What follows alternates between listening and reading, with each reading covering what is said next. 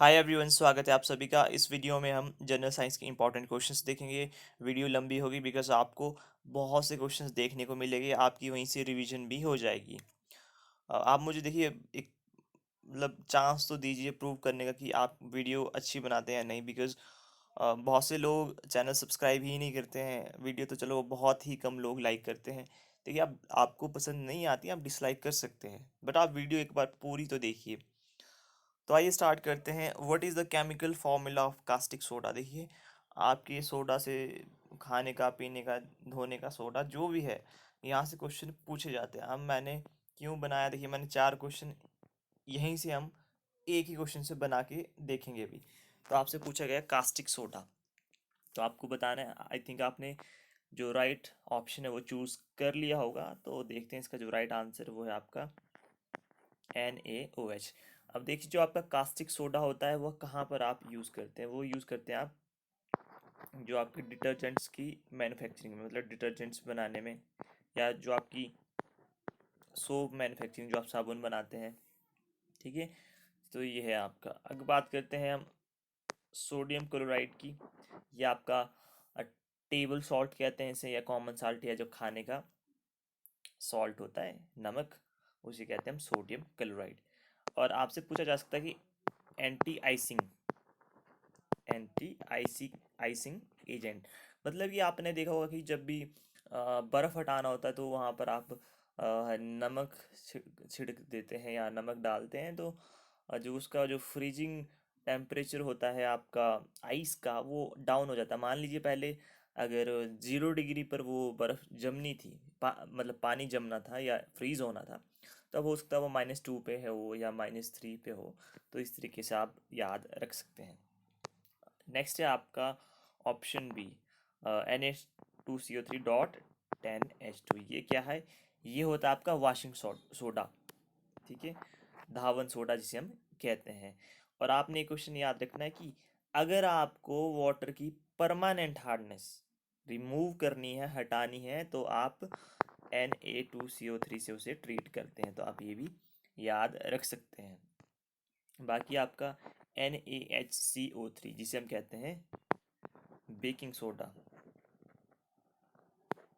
ठीक है, ये जिसे हम कुकिंग सोडा भी कहते हैं, और क्या कहते हैं इसे हम ब्रेड सोडा भी कहते हैं। और ये सोडा एसिड जो फायर एक्सटिंग्विशर्स होते हैं आग बुझाने के लिए, उसमें भी यूज़ करते हैं। तो देखिए, नमक का तो आपको पता ही है, ये तो कोई इतनी बड़ी प्रॉब्लम नहीं होनी चाहिए। मान लीजिए जो आपसे वॉशिंग सोडा है और जो आपका बेकिंग सोडा है, वहाँ पर आपको कन्फ्यूज़न होती है। तो आपने एक याद रखना है, जो आपका खाने वाला सोडा है या बेकिंग सोडा है, उसमें आपके पास आता है H4, आप रख सकते हैं हाजमा। ठीक है, तो इस तरीके से आप याद रख सकते हैं कि NaHCO3 आएगा तो वो खाने वाला सोडा होगा, यानी कि H4 हाजमा। ठीक है, तो इस तरीके से आप याद रख सकते हैं। देखिए, अगर आपको वीडियो पसंद आए तो प्लीज़ लाइक करें, शेयर करें, ताकि मेरी वीडियो और लोगों तक भी ज़रूर पहुँचे। विच of the following is the slaked lime. आपको स्लेक्ट लाइम का बताना है। तो इसका जो हमारा राइट आंसर है ऑप्शन डी, CaOH2। इसे क्या कहते हैं हम? Calcium hydroxide. देखिए, आप याद रखें, और इसे स्लेक्ट लाइम कहते हैं। जैसे आपकी ये किस किस में यूज़ होता है, ये यूज़ होता है आपका, जैसे आपको ग्लास बनाना है या आपको ब्लीचिंग पाउडर बनाना है, ठीक है, वहाँ पर भी ये यूज़ होता है। अब चलते हैं हम अपने फर्स्ट ऑप्शन की तरफ। कैल्शियम ऑक्साइड कहते हैं इसे, ही हम कहते हैं क्विक लाइम। देखिए, सारे क्वेश्चंस पूछे जाते हैं, इसीलिए मैं आपको थोड़ा डेप्थ में बताता हूँ, ताकि आप पुलिस का एग्ज़ाम तो निकालें, बाकी एग्ज़ाम के लिए भी जो आपने भरे हैं उसमें भी आप सफलता ज़रूर पाएँ। जो क्विक लाइम है या कैल्शियम जो ऑक्साइड है, ये प्योरिफिकेशन ऑफ शुगर में यूज़ होता है। मतलब अगर आपको शुगर की प्योरिफिकेशन करनी है तो उसमें आप इसे यूज़ करते हैं। फिर आता है आपका CaCO3, कैल्शियम कार्बोनेट। ठीक है, ये नेचर में देखिए आपका किस किस फॉर्म में पाया जाता है। जैसे आपकी चौक होगी, मार्बल हो गया, आपको पता है मार्बल जो है आपका वो बिल्डिंग मटेरियल होता है, तो आपसे ये भी पूछा जा सकता है कैल्शियम कार्बोनेट। बात आता है फिर आपके पास CaOCl2। देखिए, इसका जो केमिकल नेम है वो है आपका calcium oxy chloride. Calcium oxychloride. ठीक है, आपसे ये भी पूछा जा सकता है, इसे ही हम क्या कहते हैं, विरंजक चूर्ण। आई होप मैं हिंदी में से सही बता रहा हूँ, विरंजक चूर्ण ही कहते हैं। और ये वाटर प्यूरिफिकेशन में यूज़ होता है। आपके जो इंसेक्टिसाइड्स होते हैं, जो मतलब कीट मकोड़ों को मारने के लिए जो हम यूज़ करते हैं इंसेक्टिसाइड, उनमें ये यूज़ होता है, CaOCl2। आप ये ज़रूर याद रखें। फिर मैंने यहाँ पर एक फॉर्मूला लिखा है, केमिकल फॉर्मूला। ये क्या होता है आपका, POP जिसे कहते हैं, प्लास्टर ऑफ पेरिस। ये तो आप सभी जानते हैं कि POP क्या होता है। जैसे आपके फ्रैक्चर्ड बोन्स होती हैं, ठीक है, तब आपका जो प्लास्टर चढ़ता है उसे क्या कहते हैं हम, plaster of Paris.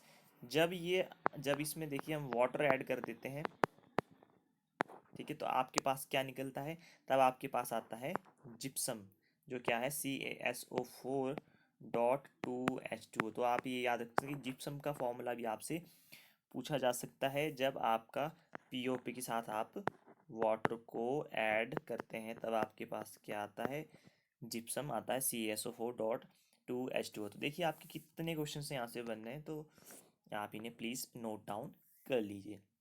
Vitamin C is also known as, तो विटामिन सी कौन सी है, या विटामिन सी, इसे कहते हैं हम एस्कॉर्बिक एसिड। एसिटिक एसिड क्या होता है आपका, जिसे हम कहते हैं सिरका, CH3COOH, ये इसका केमिकल फॉर्मूला है, आप इसे ज़रूर याद रखें। In deep sea diving divers use a mixture of gas consisting of oxygen and, जब गोताखोर जो होते हैं वो कौन कौन सी गैस का मिक्सचर लेकर जाते हैं जब वो डाइव करते हैं, एक तो ऑक्सीजन होती है, और कौन सी गैस होती है, और जो गैस होती है हमारे पास वो होती है हीलियम। आपने ये ज़रूर याद रखना है। और जो हाइड्रोजन होती है, देखिए लाइटेस्ट होती है, और यही फ्यूचर फ्यूल भी है। कभी आपसे क्वेश्चन ये भी पूछा गया कि फ्यूचर फ्यूल कौन सा है, तो है आपका हाइड्रोजन।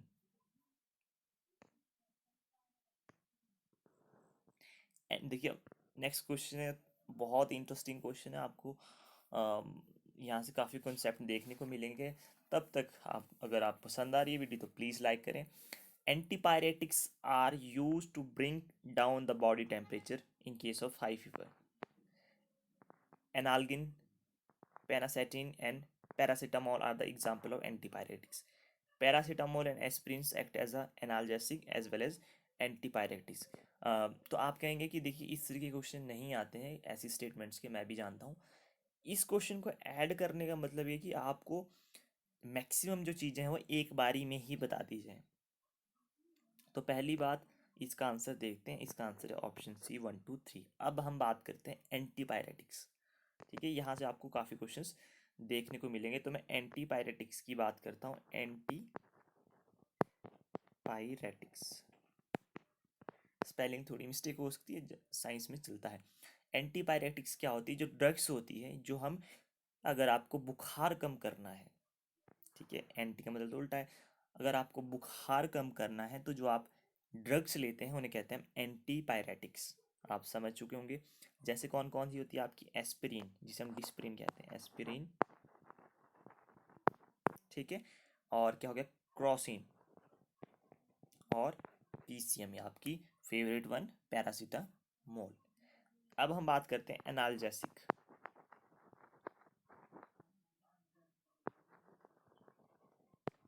एनाल्जेसिक क्या होती है, जब आपको पेन होती है, पेन को कम करने के लिए या पेन को रिड्यूस करने के लिए जो आप ड्रग लेते हैं उसे कहते हैं एनाल्जेसिक।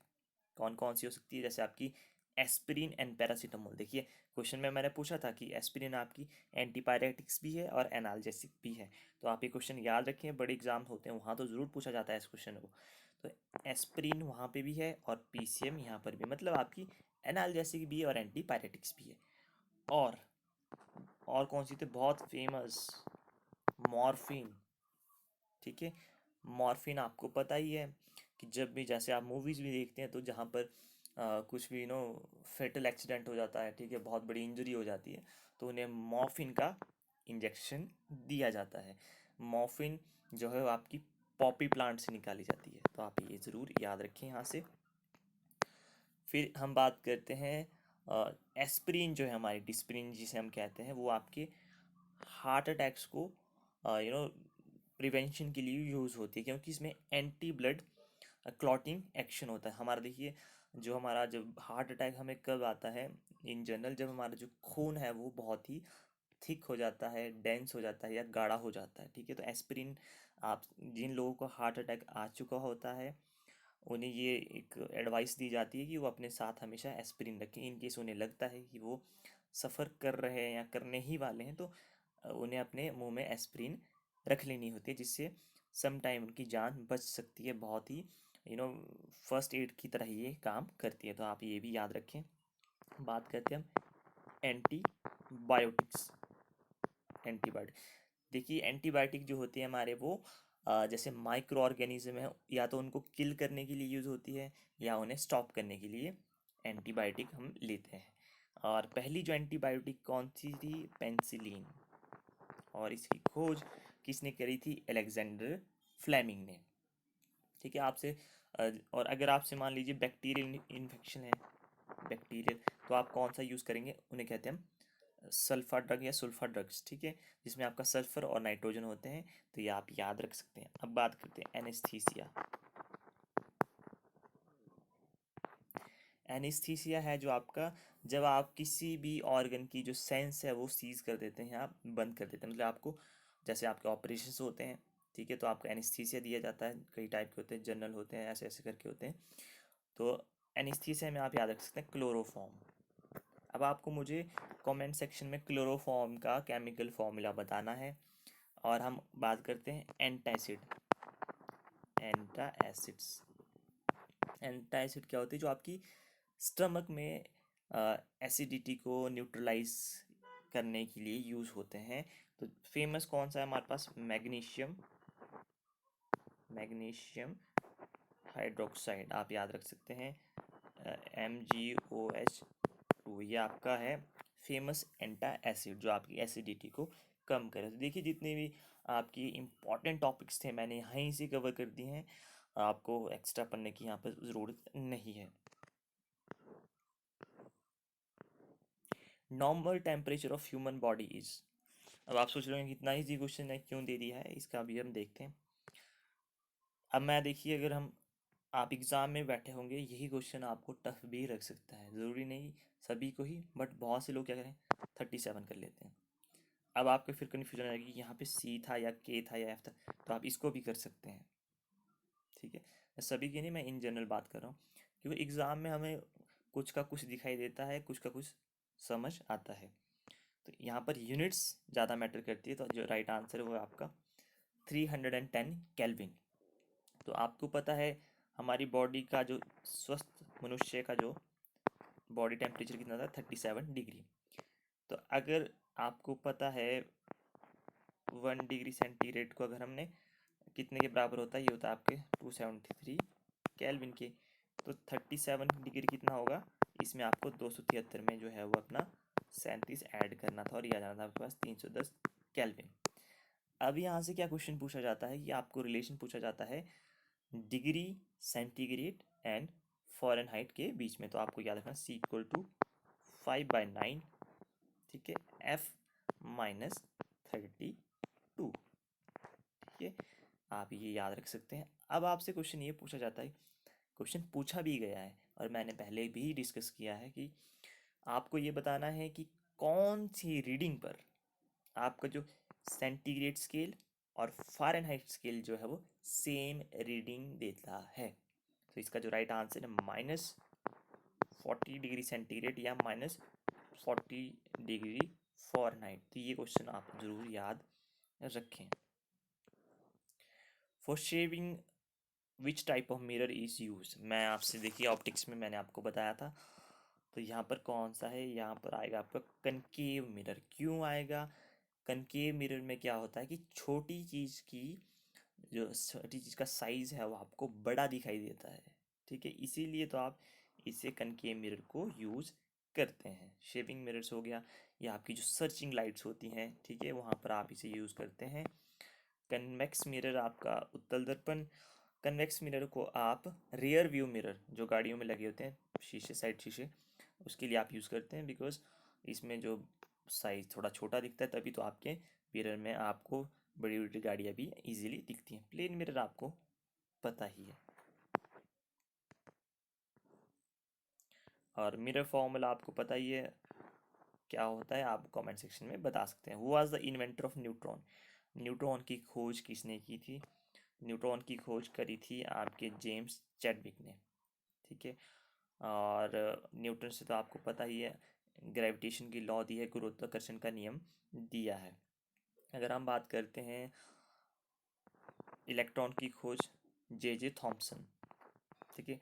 इलेक्ट्रॉन जो होता है उस पर ऋणात्मक या नेगेटिव चार्ज होता है, आवेश होता है, और कितना होता है, वो होता है 1.6 इंटू 10⁻⁻19 कूलाम, ठीक है। और प्रोटॉन क्या मुझे बता सकते हैं, ठीक है, कि किसने की है, बट जितना मुझे याद आ रहा है कि इसकी जो खोज करी है आपकी, वो ई गोल्डस्टीन ने की है। आप मुझे कमेंट सेक्शन में बता सकते हैं कि आप इससे सहमत हैं या नहीं, पर जितना मुझे याद आ रहा है ई गोल्डस्टीन ही है।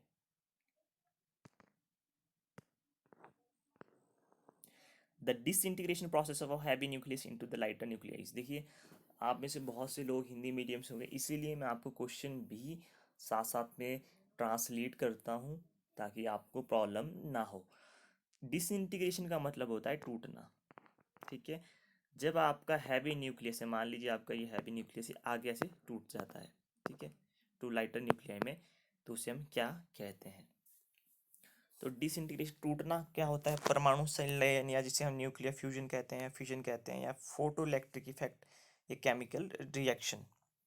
तो आप इसका देखिए राइट आंसर क्या होगा। तो इसका राइट आंसर होगा हमारा ऑप्शन बी, परमाणु विखंडन। खंडन मतलब टूटना, ठीक है, न्यूक्लियर फ्यूजन। और अब देखते हैं न्यूक्लियर फ्यूजन किसने दिया था, ये दिया था ऑटो हान ने, ऑटो हान। और फ्रिज या फिज, जो भी आप कहें, FRITZ। अब देखिए यहाँ से न्यूक्लियर फिशन से क्या क्या पूछा जा सकता है कि कौन कौन से जो है आपके फिनोमिनास होते हैं। एटम बॉम्ब जो आपका होता है वो इसी पर काम करता है, क्योंकि आगे टूटता है, आगे चेन बनती जाती है। नागासाकी में, जापान ने नागासाकी पर कब गिराए थे? 1945 में। आपको मुझे कमेंट सेक्शन में बताना है कि जो अमेरिका ने जापान पर आपकी जो एटम बम गिराए थे उनका नाम क्या था, क्वेश्चन पूछा गया है, आप ज़रूर बता सकते हैं। बात करते हैं न्यूक्लियर फ्यूजन की। न्यूक्लियर फ्यूजन की अगर हम बात करें तो ये जब दो आपके न्यूक्लियर आपस में फ्यूज़ हो जाते हैं, ठीक है, तो न्यूक्लियर फ्यूजन होता है। परमाणु संलयन कौन कौन से फिनोमेना किस किस में होता है? सन में होता है, स्टार्स में होता है, ठीक है। तो यहाँ से आप ये पूछा जा सकता है कि सन में न्यूक्लियर फ्यूजन होता है, ये फ्यूजन होता है, तो आपने यू से याद रखना, सन, और FUSIN, fusion. Photo electric effect आप याद रख सकते हैं कि इसी के लिए ही जो आपके एल्बर्ट आइंस्टाइन थे उन्हें नोबेल प्राइज मिला था। तो यहाँ से आप ये क्वेश्चन याद रख सकते हैं। अब आपसे क्या क्वेश्चन पूछा जा सकता है यहाँ पर कि जो SI यूनिट है, SI यूनिट है वो क्या है? आपकी रेडियो एक्टिविटी की, क्योंकि आपकी जैसे आपका यूरेनियम 235 हो गया, ये सारे ही आपके जो है वो न्यूक्लियर फ्यूल हैं, ठीक है, इसी से ही आप एनर्जी क्रिएट करते हैं, वह आप बनाते हैं। तो आपसे ये पूछा जा सकता है कि जो रेडियो एक्टिविटी है, रेडियो एक्टिविटी है, उसकी SI यूनिट क्या है? तो देखिए, आपसे कभी पूछा जाए तो उसकी यूनिट है बेक्वल, बेक्वल। और किसने दी थी? ये हेनरी बेक्वल ने दी थी। अब कई बार आपसे देखिए तीन आपके पास यूनिट होती है, एक ट्रेडिशनल यूनिट भी होती है, उसे कहते हैं क्यूरी। ये भी देखिए आपकी रेडियो एक्टिविटी की ही यूनिट है। रुदरफोर्ड भी है, बट आपको याद रखना जब आपसे स्पेसिफिकली मेंशन्ड है ऐसा यूनिट तो आपने सॉरी बैकवर्ल ही करना है। तो इस तरीके से आप ये क्वेश्चन याद रख सकते हैं। अब बात करते हैं हम, अब मॉडरेटर्स जो होते हैं, जो मतलब मॉडरेटर जो हम स्लो डाउन करने के लिए यूज़ करते हैं आपके न्यूक्लियर पावर प्लांट में, वो कौन कौन से होते हैं? एक तो होता है आपका D2O, जिसे कहते हैं हम हैवी वाटर, ठीक है। और क्या हो सकता है, ग्रेफाइट, ग्रेफाइट। तो ये मॉडरेटर्स होते हैं जो आपके रिएक्शन को स्लो डाउन करने में यूज़ होते हैं। कूलेंट कौन कौन से यूज़ करते हैं हम न्यूक्लियर रिएक्टर में? कूलेंट कौन कौन से हो सकते हैं? कार्बन डाइऑक्साइड हो गया आपका, हीलियम हो गया, ये आप याद रख सकते। कंट्रोल रॉड्स होती हैं, कंट्रोल रॉड्स होती हैं, किस किस की बनी होती है? क्वेश्चन पूछा गया है पहले, बोरोन, ठीक है, बोरोन्स की होती हैं, या फिर आपकी होती है कैडमियम की। आप यहाँ से इतना याद रख सकते हैं। और देखिए जो आपका न्यूक्लियर पावर प्लांट होता है, ताकि रेडिएशन लीक ना हो, तो देखिए दीवारें 2 से 2.5 मीटर मोटी बनाई जाती है। अब आप सोच सकते हैं कि 2 से 2.5 मीटर कितना मोटा होता है। तो यहाँ से आपसे इतने ही क्वेश्चंस आई थिंक पूछे जा सकते हैं। बर्नौलीज थ्योरम क्या है? बर्नौलीज थ्योरम जो है आपकी, ये कौन से प्रिंसिपल पर काम करती है? ये करती है आपके ऊर्जा के संरक्षण पर, यानी कि एनर्जी कंजर्वेशन पर। विच of the following is a viral disease? इसके बारे में मैंने आपको देखिए पढ़ाया भी था कि वायरल डिजीज है नहीं है। तो यहाँ पर कौन सा है, देखिए tuberculosis, sorry answer is small pox. Tuberculosis तो आपको पता है बैक्टीरिया से होता है, ठीक है। और आपके जो मलेरिया है आपका होता है प्रोटोजोआ से, ठीक है। बैक्टीरिया आपका होता है जीवाणु, ठीक है। और प्रोटोजोआ से होता है। कॉलेरा भी आपका किससे होता है? आप मुझे बता सकते हैं या फिर मैं ही बता देता हूँ। जो कॉलेरा होता है वो भी आपका बैक्टीरिया से, यानी कि जीवाणु से ही होता है। तो अब बात करते हैं हम, देखिए एक ब्रदर ने हमसे कल भी कमेंट सेक्शन में कहा था कि आप हमें जितने भी टेस्ट होते हैं वो बता दें। जैसे बिकॉज़ अभी जो बीसीजी टेस्ट आया था, देखिए मैंने जितनी भी आपसे वीडियो बनाई है मैंने हमेशा मेंशन किया है बीसीजी हो गया या आपकी डीपीटी हो गया, ठीक है। इस तरीके की मैक्सिमम चीज़ें मैं बताता हूँ। तो हम यहाँ पर भी बात करेंगे। तो हम थोड़ा वायरल डिजीज़ के बारे में, जो वायरस यानी कि विषाणु से होते हैं। एड्स की बात करें, immuno acquired immuno deficiency syndrome, इसके लिए आपका बहुत ही फेमस टेस्ट होता है एलिसा, या जिसे हम एक और भी होता है EIA, ठीक है। स्वाइन फ्लू, स्वाइन फ्लू का जो वायरस होता है H1N1 वायरस, ठीक है। तो आपको ये दो क्वेश्चन तो इजीली याद हो जाएंगे। रेबीज़, रेबीज़ वायरस, ठीक है। और आपका डेंगी या डेंगू जिसे हम कहते हैं, ठीक है। पोलियो वायरस, रूबेला वायरस, ये सारे आपके वायरल डिजीज़ है। ट्यूबरकुलोसिस कौन कौन से हैं आपके? बीसीजी वैक्सीन दी जाती है, बैसिलस कालमेटे गेरविन, ठीक है। आपसे ट्यूबरकुलोसिस से ये क्वेश्चन पूछा जा सकता है, टीबी से। आपको मुझे ये बताना है वर्ल्ड टीबी डे कब मनाया जाता है? कमेंट सेक्शन में ज़रूर बताइएगा, क्वेश्चन पूछा जा सकता है। ट्यूबरकुलोसिस से आपकी कौन से अंग प्रभावित होता है? लंग्स, जिसे कहते हैं हम फेफड़े। और टाइफॉइड भी इसी से होता है, ठीक है। टाइफॉइड आपका जो है वो किससे होता है? वो आपका जीवाणु यानी कि बैक्टीरिया से होता है। और कौन से वायरस से होता है, सॉरी जीवाणु से या बैक्टीरिया से होता है? Salmonella typhi. और कौन सा टेस्ट होता है निमोनिया के लिए, सॉरी टाइफॉइड के लिए? वाइडल टेस्ट, ठीक है। बाकी टेटनस हो गया, प्लेग हो गया, निमोनिया हो गया, सारे ये आपके जीवाणु से होने वाले डिजीज़ हैं। बाकी प्रोटोजोन कैसे? मलेरिया हो गया, कालाजार हो गया, ठीक है। पायरिया हो गया, डाइसेंट्री हो गया। पायरिया देखिए हमारी कौन सी क्या डिजीज़ होती है? जब हमारे गम्स होते हैं या तो उनमें स्वेलिंग आती है या फिर वहाँ से खून निकलना स्टार्ट होता है। क्या आपके टूथपेस्ट में नमक है? वही बीमारी है ये पायरिया। एंड जनरली पायरिया क्यों होती है? जब आप विटामिन सी यानी कि विटामिन सी का सेवन कम करते हैं।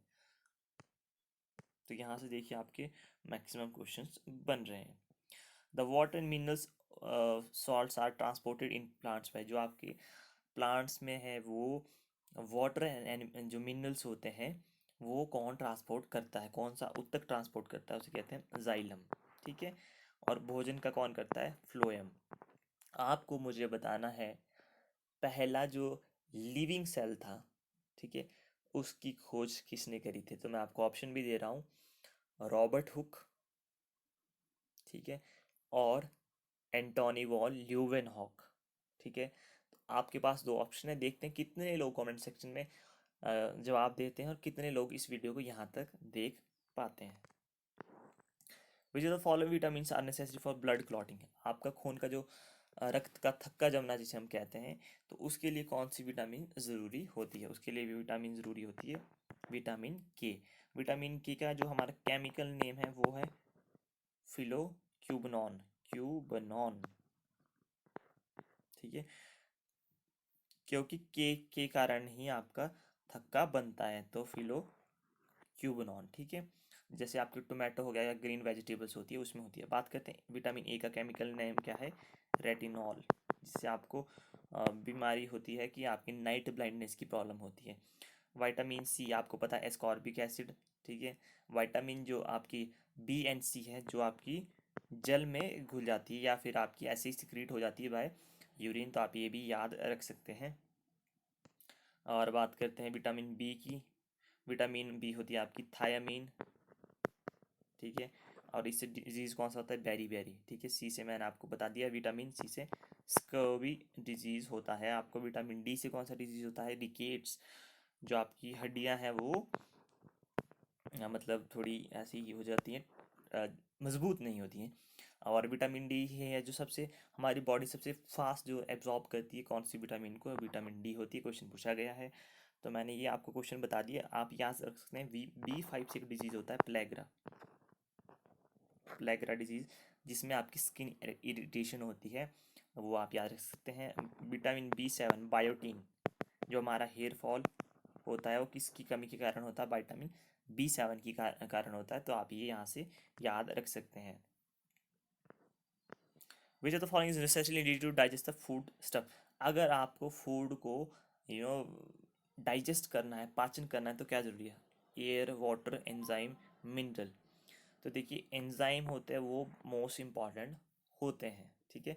तो यहाँ पर ऑप्शन सी एयर नहीं, देखिए यहाँ पर एयर तो आपका जीने के लिए है, ठीक है, बट यहाँ पर डाइजेशन की बात कर रहे हैं तो आपको पाचन तंत्र की बात आ रही है, तो ऑप्शन सी एंजाइम यहाँ पर राइट आंसर होगा। The bile is accumulated in, जो आपका बाइल जूस होता है वो कहाँ पर इकट्ठा होता है, लीवर में नहीं। मैंने बात करी है इकट्ठा होने की, तो ये होता है आपकी जो बाइल डक्ट होती है, हिंदी में पता नहीं क्या कहते होंगे, बाइल डक्ट में आपको याद रखना है। और जो बाइल जूस है वो कहाँ से निकलता है, वो निकलता है आपका यकृत से यानी कि लीवर से। और जो आपकी इंसुलिन है, इंसुलिन कहाँ से निकलता है, इंसुलिन निकलता है आपका पैंक्रियास, जिससे कि हम अग्नाशय कहते हैं। और आत्मघाती थैली या फिर सुसाइडल बैग किसे कहते हैं हम, आपको मुझे कमेंट सेक्शन में बताना है। तो देखिए ये थे आपके 15 क्वेश्चंस, और आई थिंक आपके लिए वीडियो बहुत ही इंफॉर्मेटिव होगी। आपके बहुत से क्वेश्चन, देखिए आपका रिवीजन वीडियो भी हो सकता है, आपने अच्छे से पढ़ा होगा। आई नो वीडियो लंबी बनती है और लोग इतना बड़ा वीडियो नहीं देख पाते हैं, बट अगर आप नहीं चाहते हैं, देखिए करने को तो मैं 15 मिनट में मैं आपको कम से कम 100 क्वेश्चंस भी करवा दूँ, बट क्वेश्चन आपके रेपिटेशंस में होंगे, कोई फ़ायदा नहीं होता है। तो जितने भी मैंने आपसे क्वेश्चंस पूछे हैं प्लीज़ कमेंट सेक्शन में बताएं। वीडियो कैसी लगी है प्लीज़ बताएं, शेयर करें, चैनल को प्लीज़ सब्सक्राइब करें, वीडियो को प्लीज़ लाइक करें, डिसलाइक करें अगर आपको अच्छी नहीं लगी है। और मिलते हैं आपसे नेक्स्ट वीडियो में। Till then have a good time, take care.